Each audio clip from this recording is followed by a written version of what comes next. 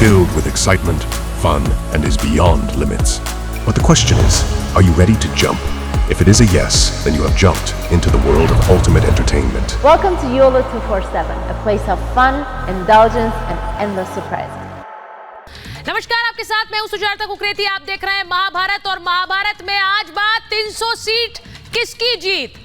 300 सीटों का गणित क्या कह रहा है? 300 इसलिए क्योंकि 70 सीटें छत्तीसगढ़ की, जहां दूसरे चरण में 70 सीटों पर वोटिंग हुई है, वहीं मध्य प्रदेश की 230 सीटें।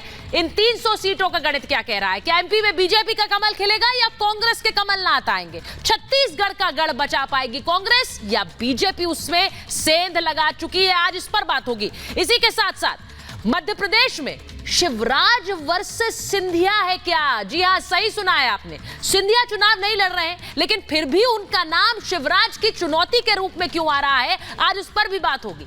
बात यह भी होगी कि छत्तीसगढ़ में वर्ल्ड कप है। जी हां, cricket world cup India Australia के बीच है, वो अहमदाबाद में होगा। लेकिन छत्तीसगढ़ में कांग्रेस के बीच कौन सा वर्ल्ड कप चल रहा है? बात इस पर भी होगी।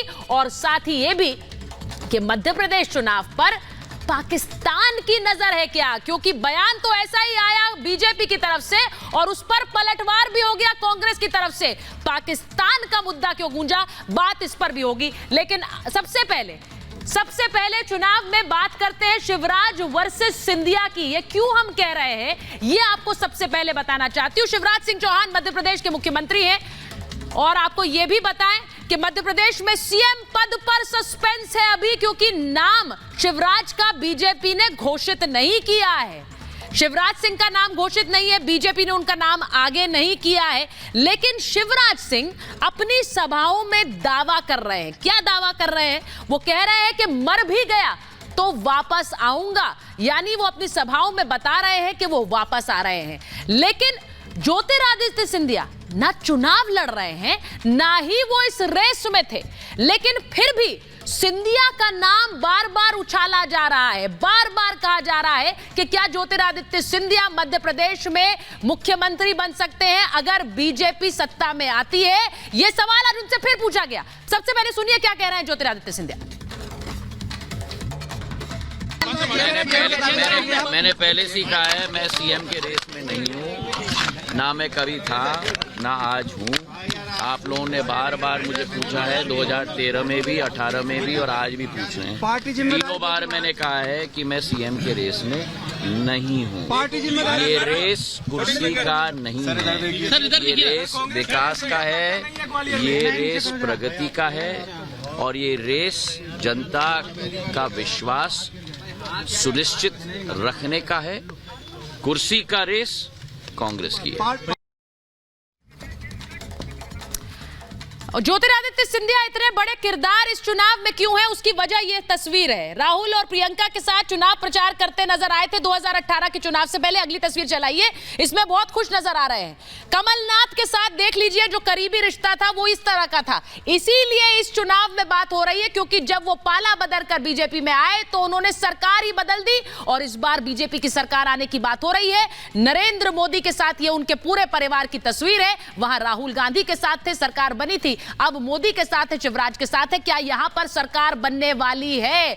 मैं आपको सुनवाती हूं कि जो शिवराज सिंह चौहान के सामने ज्योतिरादित्य सिंधिया का नाम चल रहा है, और इसीलिए शिवराज सिंह से पूछा जा रहा है कि क्या वो एक दूसरी जिम्मेदारी के लिए तैयार हैं। सुनिए, जब उनसे ये पूछा गया तो क्या कहा शिवराज सिंह ने। जनता के लिए आपने लगातार काम किया है, दशकों तक काम किया है, लेकिन अगर कोई नई जिम्मेदारी मिलेगी तो उसके लिए क्या शिवराज सिंह चौहान तैयार हैं? हम कोई अपने बारे में थोड़ी सोचते हैं। हम इतने निम्न स्तर के कार्यकर्ता नहीं हैं, और मैं कहूँगा तो आप अन्यथा मत लीजिए। हमारा सोच ऐसा घटिया नहीं हो सकता कि मैं कहाँ रहूँगा, मेरी जनता कहाँ रहेगी, मेरा देश कहाँ रहेगा, मेरा मध्य प्रदेश कहाँ रहेगा। हम ये सोचते हैं भाई। 3 तारीख की क्या उम्मीद है? भारतीय जनता पार्टी भारी बहुमत से जीत रही है।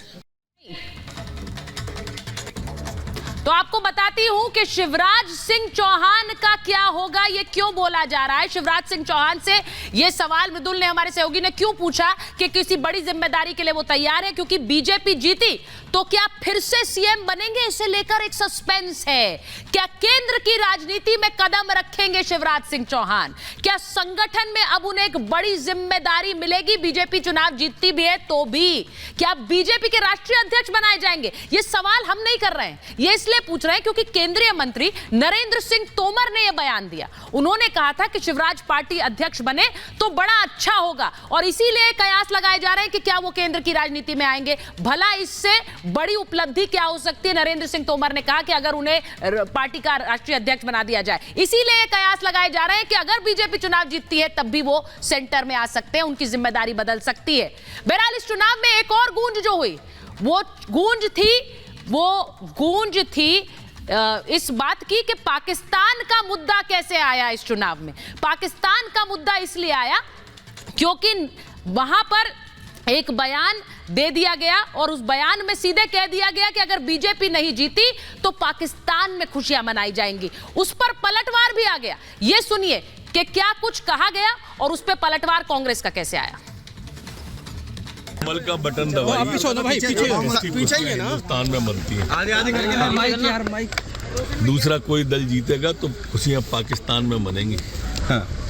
इसके लिए आवश्यक है कि राष्ट्र हित को सर्वोपरि मानते हुए कमल का बटन दबाएं। बिल्कुल संज्ञान में लेना चाहिए। बहुत ही मैं कहता हूं कि भड़काने वाला बयान है और गृह मंत्री जी की जैसी आदत है, ये उनके खिलाफ सख्त कार्रवाई करना चाहिए और तत्काल नोटिस देना चाहिए।